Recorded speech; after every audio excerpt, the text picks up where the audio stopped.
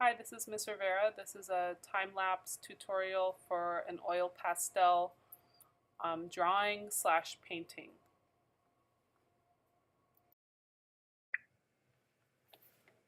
So by this point you should have already gridded your paper and sketched in the general contour outline of your drawing.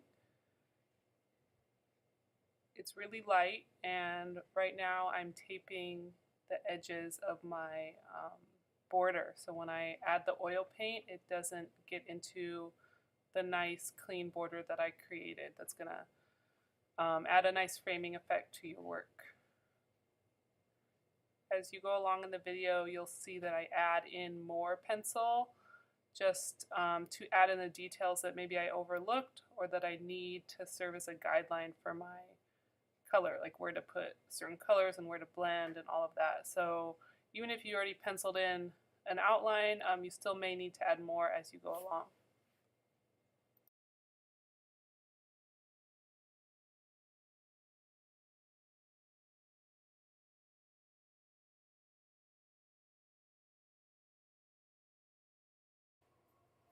So I just erased my grid lines and I'm preparing to start applying the color. And I'm going to pencil in some more details before I start.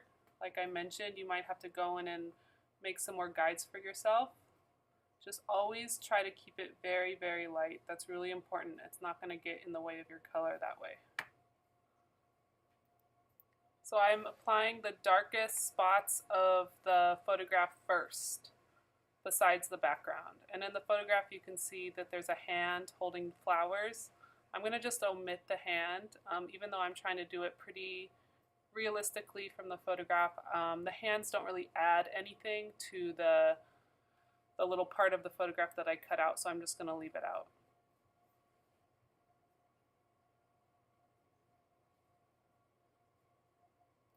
So after I did a lot of the dark spots, I'm adding in more of the petal colors, starting with the darkest tones first, and then trying to build up. And even though it's easier to add the darkest spots first, you may find yourself going back and forth, and that's okay.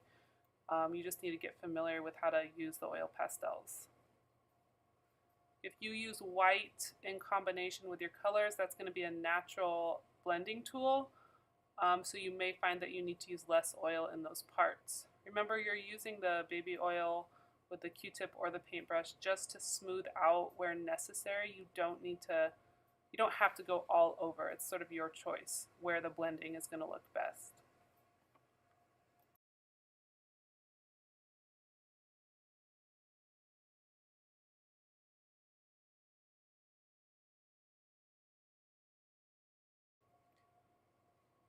So the time lapse is just going to continue going on. I'm going to be applying color and blending and back and forth. So continue watching, skip to any parts you need to. You'll see that I switch between a paintbrush and a Q-tip. The advantage to using a paintbrush is that you get more detail and you're able to create points and edges a lot easier. The disadvantage is that you do have to keep washing it or switching up paintbrushes, and the Q-tips you can just toss out.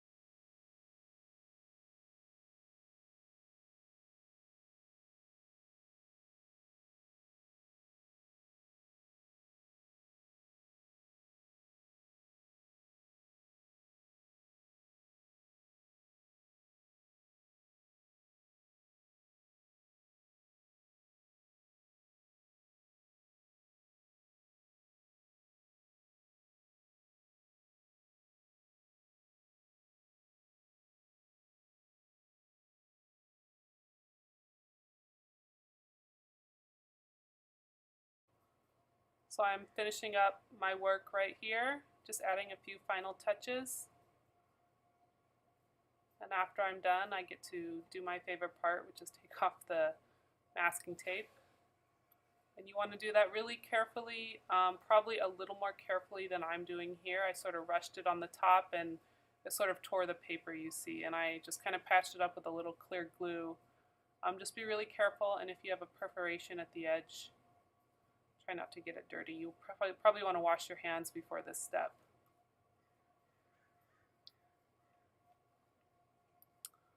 This is the completed oil painting, and I really like it oriented to the side.